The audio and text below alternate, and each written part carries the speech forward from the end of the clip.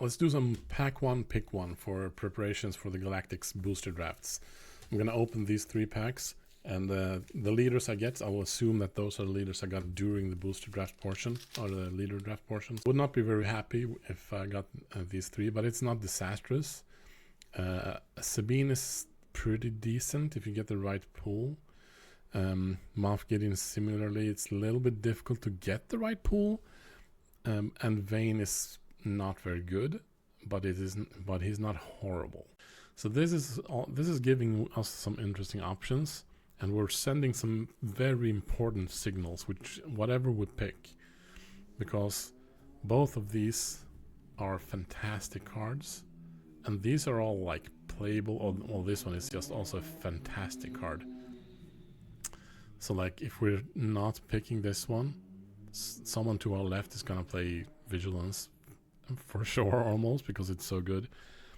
And if we're also sending this, we're sending a strong signal like we're not playing Vigilance, which could be an argument to take this if we want to play Sabine, but it's also not locking us into Sabine. So okay, let's go through this. These are for sure the most powerful options. And if I would lock myself into one of these, I would skip the lightsaber in general. Depends on what's on your right, though. For example, if you see a lot of villainy leaders to your right, maybe you just want to commit to Sabine early. All of these are really good cards. I would say maybe this one is slightly not as good as the other 3. And similarly, I think of these 3, this one is not as good. So I would say probably one of these 4 cards. No, not Shuttle. Unsanctioned Patrol, I mean. Because the argument to take it is that we're leaving ourselves open, but none of our leaders are cunning. So we're actually not leaving ourselves that open. There's definitely an argument to skip the commando, because maybe you won't get support for it, so to speak.